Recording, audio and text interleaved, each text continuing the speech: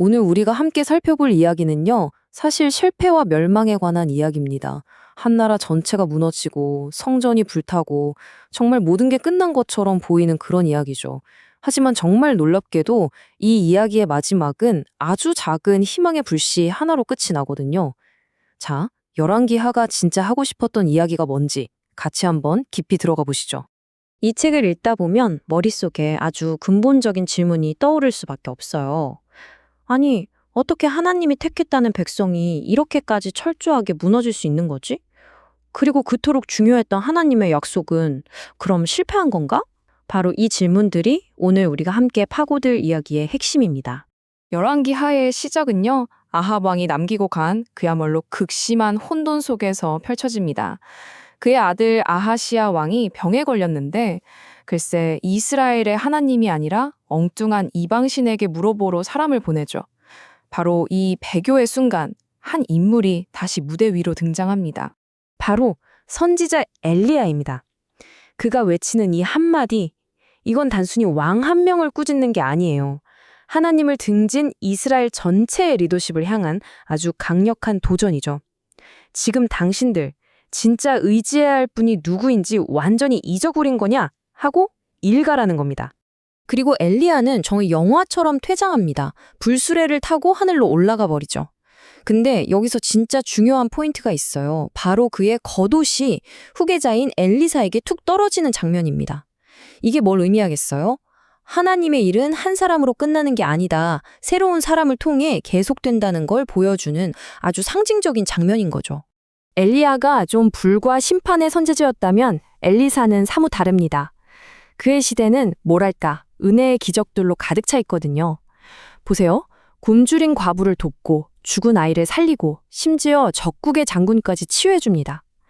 나라는 점점 더 어두워져 가는데 하나님의 은혜는 여전히 그들 가운데 있다는 걸 보여주는 정말 강렬한 대비죠. 하지만 안타깝게도 백성들은 여전히 돌아서지 않았습니다. 자, 이제 이야기는 새로운 국면으로 접어드는데요. 여기서 우리는 아주 중요한 걸 보게 됩니다. 바로 마음이 빠진 개혁이 얼마나 끔찍한 비극을 낳는지 예후라는 인물을 통해 똑똑히 보게 될 거예요. 와, 예후가 한 일제를 보면요. 정말 입이 떡 벌어집니다.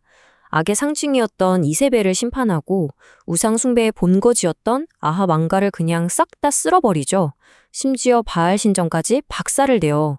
겉으로만 보면 이거 뭐 거의 완벽한 종교개혁 아닌가요? 그런데 여기에 아주 치명적인 문제가 하나 있었습니다. 바로 이 구절이 그 핵심을 찌르죠. 예후는 가장 눈에 띄는 우상들은 다 때려 부셨지만 정작 북이스라엘의 시절부터 있었던 그 뿌리 깊은 죄, 금송아지 숭배는 그대로 뒀다는 겁니다. 왜 그랬을까요? 결국 그의 마음이 진짜로 하나님께 돌아선 게 아니었던 거죠. 이게 열왕기하 전체를 꿰뚫는 정말 중요한 메시지입니다. 결국 이런 영적인 실패는 어떻게 됐을까요? 네, 바로 국가의 멸망으로 이어집니다. 기원전 722년 막강했던 아스루 제국에 의해 북이스라엘은 정복당하고 역사 속으로 그냥 사라져버립니다. 하나님을 버린 대가였죠. 자, 북이스라엘은 이렇게 역사 속으로 사라졌고 이제 남은 건 남쪽의 유다 왕국뿐입니다. 이들은 북쪽보다는 좀 더 오래 버티긴 했지만 슬프게도 결국 비슷한 길을 걷게 돼요. 남유다의 역사를 보면요. 진짜 롤러코스터 같아요.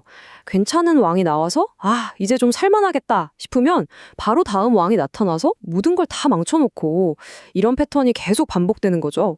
희망과 절망 사이를 왔다 갔다 하는 정말 불안한 시기였습니다. 이 롤러코스터의 정점에는 특히 중요한 3명의 왕이 있습니다. 먼저 엄청난 믿음의 왕 히스기야, 그리고 유다 역사상 최악의 왕이라고 불리며 멸망의 쐐기를 박은 므낫세, 마지막으로 모든 걸 되돌리려 했던 비운의 개혁가 요시야 왕입니다. 요시야 왕은 정말 대단했어요. 우연히 율법책을 발견하고는 나라 전체를 뒤엎는 대개혁을 시작하거든요. 정말 마지막 남은 희망의 불꽃을 활활 태운 거죠. 하지만 너무 늦었던 겁니다. 그의 할아버지 므낫세가 저지른 죄의 그림자가 너무나도 짙어서 요시야가 아무리 노력해도 이미 심판의 화살은 시위를 떠난 뒤였던 거죠. 그리고 마침내 올 것이 오고야 맙니다. 기원전 586년 바빌론의 느부갓네살 왕이 이끄는 군대가 예루살렘을 완전히 무너뜨립니다. 모든 믿음의 중심, 하나님의 집이었던 그 성전이 불길에 휩싸입니다. 도시를 지키던 견고한 성벽은 힘없이 무너져 내립니다. 살아남은 사람들은 저 멀리 이국 땅으로 포로로 끌려갑니다. 다윗 왕조, 성전, 약속의 땅, 모든 게 사라졌습니다. 네, 모든 게 끝이었습니다. 정말 모든 게 끝난 것 같죠? 그런데 이야기가 여기서 끝나지 않습니다. 이게 바로 열왕기하의 놀라운 점이에요. 이 모든 절망의 끝에서 책은 아주 조용히 마지막 한 장면을 우리에게 보여줍니다. 그 마지막 장면의 주인공은 바로 여호야긴이라는 왕입니다. 이 사람이 누구냐면요. 예루살렘이 망하기 좀 전에 바빌론의 포로로 끌려가서 수십 년 동안 감옥에 갇혀있던 사람이에요. 중요한 건 그가 바로 다윗 왕가의 마지막 핏줄이었다는 거죠. 어떻게 보면 하나님 약속의 마지막 증거인 셈입니다. 열왕기하의 정말 맨 마지막 몇 구절을 보면 이런 얘기가 나와요. 이 여호야긴이 감옥에서 풀려나고 새 옷을 입고 바빌론 왕과 함께 밥을 먹게 되었다는 소식입니다. 뭐 엄청나게 거대한 기적은 아니죠. 하지만 이 작은 사건에 정말 깊고 중요한 의미가 담겨 있습니다. 맞습니다. 이 마지막 장면이 우리에게 말해주는 건 딱 하나예요. 모든 게 다 무너지고 죄가 되어버린 그 폐허 속에서도 하나님께서 다윗에게 하셨던 그 약속, 왕의 혈통만큼은 기적적으로 살아남았다는 겁니다. 자, 그럼 이 길고 어두운 이야기를 통해서 우리가 붙잡아야 할 건 뭘까요? 몇 가지로 정리해 볼 수 있겠네요. 우선, 하나님의 오래 참으심에도 끝이 있다는 것. 그리고 겉으로만 하는 개혁은 결국 아무 소용없다는 것. 또 인간이 세운 나라는 무너져도 하나님의 약속은 결코 무너지지 않는다는 것. 그리고 마지막으로 바로 이겁니다. 이 모든 엉망진창인 왕들을 보면서 아, 우리에겐 진짜 왕이 필요하구나. 이걸 깨닫게 되는 거죠.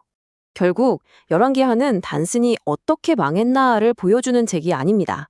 실패한 왕국의 잿더미 속에서 꺼지지 않은 작은 불씨 하나를 우리에게 보여주면서 끝을 맺습니다. 이 불꽃은 과연 누구를 기다리고 있었을까요? 네, 이 책은 모든 실패를 뒤집고 모든 것을 회복하실 진짜 왕을 기다리게 만드는 아주 긴 서곡이라고 할 수 있겠습니다.